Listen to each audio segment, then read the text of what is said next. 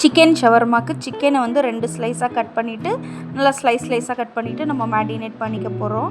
அதில் வந்துட்டு தயிர், மிளகாத்தூள், தனியாத்தூள், கரம் மசாலா, சிக்கன் மசாலா போட போகிறேன். உப்பு கொஞ்சம் போட்டுட்டு நல்லா மிக்ஸ் பண்ணிவிட்டு நம்ம ஒரு 1 ஹவர் 1.5 ஹவர் நம்ம ஊற வச்சிடலாம். அப்புறம் நெக்ஸ்ட்டு வந்து மாவு ஆட்டாவும் பாதி மைதா பாதி நான் மிக்ஸ் பண்ணி எடுத்துக்கிறேன். அப்புறம் சால்ட்டு, சுகரு, கொஞ்சோண்டு ஆயில் போட்டு நல்லா நம்ம வந்து சப்பாத்தி மாவு பதத்துக்கு பிசைஞ்சு ஊற வச்சுட்டு நம்ம அதை வந்து சைடில் வச்சுக்கலாம். அது ஊறின்னுக்கிட்டோம்.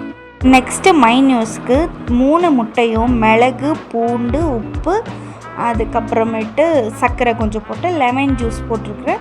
கொஞ்சமாக ஆயிலில் விட்டு அரைச்சிக்கலாம்.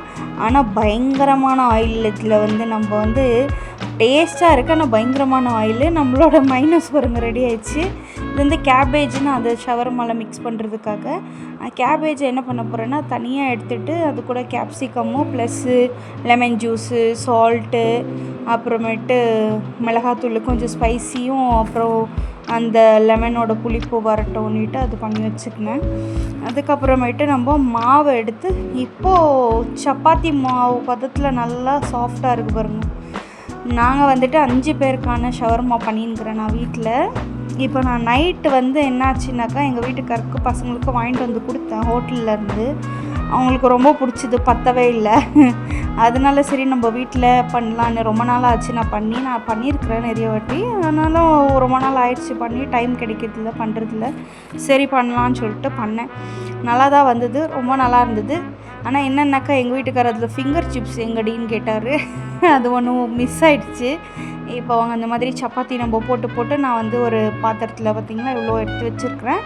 நெக்ஸ்ட்டு வந்து நான் அதே தவாவில் வந்து கொஞ்சம் ஆயிலில் விட்டுட்டு அந்த சிக்கனை வந்து நல்லா ஜூஸினஸ்ஸாக தான் இருக்கும். அதை அழுத்தி நம்ம வந்துட்டு ஃப்ரை பண்ணக்கூடாது. அது வந்து அப்படியே மேலோட்டமாகவே ஃப்ரை பண்ணால் அது நல்லா குக் ஆகிடும். பிரெஸ்ட் பீஸ் இல்லையா, அது வந்துட்டு ஜூஸியாக இருக்கும். ரொம்ப நேரம் ஃப்ரை பண்ணோன்னா அது ஹார்ட் ஆகிடும். அப்புறம் அது அப்படியே நான் அந்த ஸ்லோ ஃப்ளேம்லேயே ஃபுல்லு குட்டியாக கட் பண்ணியாச்சு. குட்டியாக கட் பண்ணிட்டேன் பாருங்க. கட் பண்ணிவிட்டு இது கூடவே நான் வந்து அந்த கேபேஜையும் மைனஸையும் மிக்ஸ் பண்ணிவிட்டு அதே ஸ்லோ ஃப்ளேமில் வச்சே நான் வந்து ரோல் வந்து ரெடி பண்ணிடுறேன். சப்பாத்தி போட்டு மைனஸ் போட்டுட்டு அதுக்கப்புறம் நம்ம வந்து அந்த தவா மேலே போட்டு வச்சுருந்து மிக்ஸ் பண்ணி வச்சுருந்த சுட இருக்குது அதையும் நம்ம அந்த சிக்கனு வெஜ்ஜீஸ் எல்லாம் போட்டுட்டு ஆனியன்ஸ் போட்டுட்டு நம்மளோட ரோல் வந்து ரெடி ஆயிடுச்சு. நீங்கள் இந்த மாதிரி ட்ரை பண்ணி பாருங்கள், உங்களுக்கும் ரொம்ப பிடிக்கும். ஏன்னா எல்லாருமே இஷ்டப்பட்டு சாப்பிட்டாங்க எங்கள் வீட்டில். இந்த வீடியோ உங்களுக்கு பிடிச்சிருந்தா லைக் பண்ணுங்கள், ஷேர் பண்ணுங்கள், கமெண்ட் பண்ணுங்கள், மறக்காமல் சப்ஸ்கிரைப் பண்ணுங்கள். நன்றி, வணக்கம், பாய்.